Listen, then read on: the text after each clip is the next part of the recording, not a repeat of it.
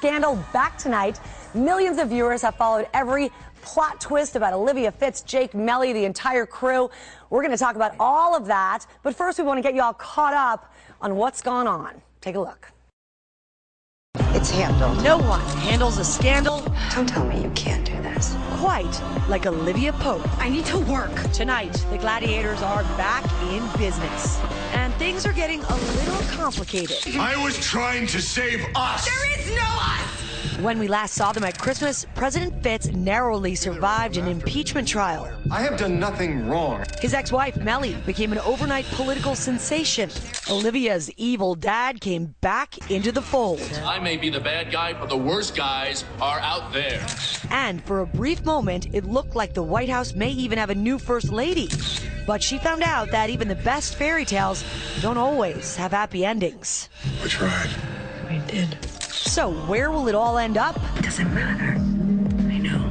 Of course we'd love to tell you, but then we'd have to handle you. So instead, right now, an unprecedented look behind the scenes on the set of Primetime's hottest show.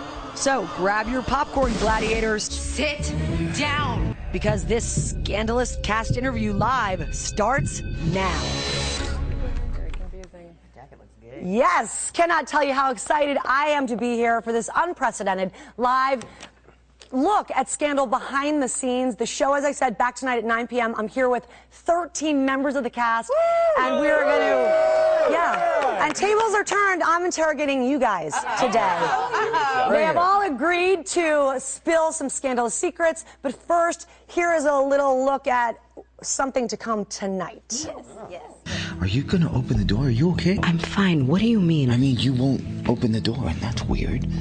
Is there someone in there? What do you mean about the client? This isn't the kind of client you want to talk about on the phone because of NSA surveillance. Oh, yeah, we definitely do not want anyone at the NSA to hear about this. Why? Who's the client? The head of the NSA.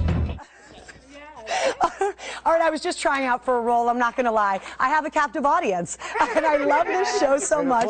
I'm going to start... So, Kerry Washington, thanks for being here very, very early. All of you, thank you. Very first gladiators and one of our most fierce gladiators. Well, thank you. I tried to dress the part today. And sexiest. Oh, wow. Thanks, Bellamy. There you go. The scene that we just saw, what are you hiding behind the door, girl? That scene, Huck is trying to talk to you. You will not, usually you let everybody in. You have something, either it's a man or a something. 9/8 Central. 9/8. Really? That's how it's going to be. My answer. That's the only way you get to see what's behind the door. Woo! Does what is behind the door have a heartbeat? I mean, poetically speaking. Oh, that's beautiful. Yeah, I see life in all kinds of things. What a dodge. That was great. I have a big question. We saw a glimpse of it. I feel like fashion is almost another character in the show. It definitely tells a bit of the story. And what we've seen so far indicates a sea change of sorts. In fact, I'm going to ask, I want you guys to roll one more clip, and you'll understand what I'm talking about. Go ahead, roll this. We're never done. We do not give up. My world, my rules. This is war. There is no script. Do you want to be a gladiator in a suit? It's handled. I like that. Oh yeah, you throw that white hat. Out with the white, in with the red. Let me ask any of you, what does the red symbolize? What's the change that we're going to see in Olivia and in all of you? Ooh, wow. What is the change? If you say 9/8 Central... It feels like we're not hiding anymore. It feels like which is ironic because of the clip we just showed of hiding, but it feels like everybody's trying to kind of step into their new truth. But are you sick of being on the white horse? Do you have a different agenda now? We'll see. I mean, I think everybody's still struggling. That's so much, to me, what the show is about. It's about everybody's really trying to be the best version of themselves. Well, not everybody. Be an upstanding person. Trying. Not everybody's able. Not everybody's able. I was going to point right to your dad. No. Well, he thinks he's being the best version of himself. Absolutely, he thinks he's being the best version Yep. of himself. Absolutely. Yeah. I mean, nobody does a soliloquy like you, my friend. Amen. Joe plays command. Thank you very much in front of my entire No, Martin also does still in the Christmas thing. Yes, thank you. There's just something about the lilt in your voice, and I love the dynamic that's happening or that I'm sensing between you three, Scott Foley and Guillermo, my Huck. What's to come? What can you tell us about the dynamic between that triangle? Well, the last thing you saw, right, was that he walked into my house, which means that we're either going to be very close or there's going to be a lot of blood. Really? Okay. Oh, wow, and then, look at the action. Oh, well, I think I wish we have a Chiron up. You can't see, but I just saw a very touching moment. It was sweet, wasn't it? It was sweet. I'm not feeling that we'll be singing Kumbaya during that scene. You don't know. I mean, like you said, the last thing we saw was Jake walking into to Rowan's house. So I think there's a lot of possibility there. You know, there was some harsh feelings in the past, and understandably so. Yeah. But I think there's an open door there. And Huck, I want to ask you. Your character is probably the most complicated. I just called you Huck, Guillermo. Okay. Guillermo, how is that for you to play? It must just be kind of a delicious piece of meat for an actor. And then also, what can we expect from your character? It's awesome. It's you know, I'm the luckiest guy I feel like on television to be able to portray Huck. But you know, Huck I think is trying to be that normal guy. You know, he's trying to be that guy. Really, he's trying really hard. And as you saw in one of those scenes a few episodes ago where he doesn't end up torturing Rowan, you know, I think that was a major step forward. Huck is getting soft. Yeah, well, I don't know if he's getting soft. I look at it as he's getting stronger. He's getting better. Yeah, I agree. So, I absolutely agree with Resisting the whiskey. Yeah. Yeah, trying to break an addiction healthier. Yep. Katie? Yes. Next to you is Cornelius, who is the newest gladiator. He plays Marcus.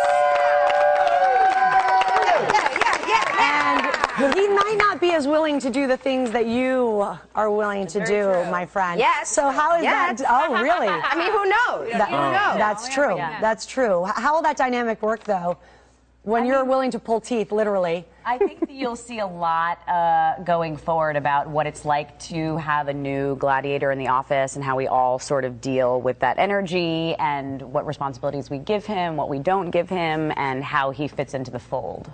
All right, and Darby, who is my fashion icon.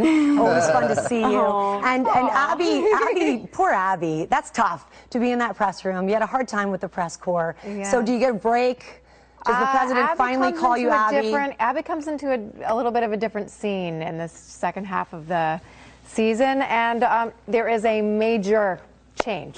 Ooh. That's all I can say. Major. All right. Capital M-A-J-O-R. So are we saying that Abby has one of the biggest storylines? Is this? Should we be watching Abby's? Yeah. I know they all are. I haven't even gotten to this side of the room. Handle every storyline. Equal opportunity writing. That's right. But Abby. No, I would say every character has major changes. And I mean, Portia. Yeah. This little three-way back here, quite literally. And Artemis, welcome to the family. You're doing fantastic.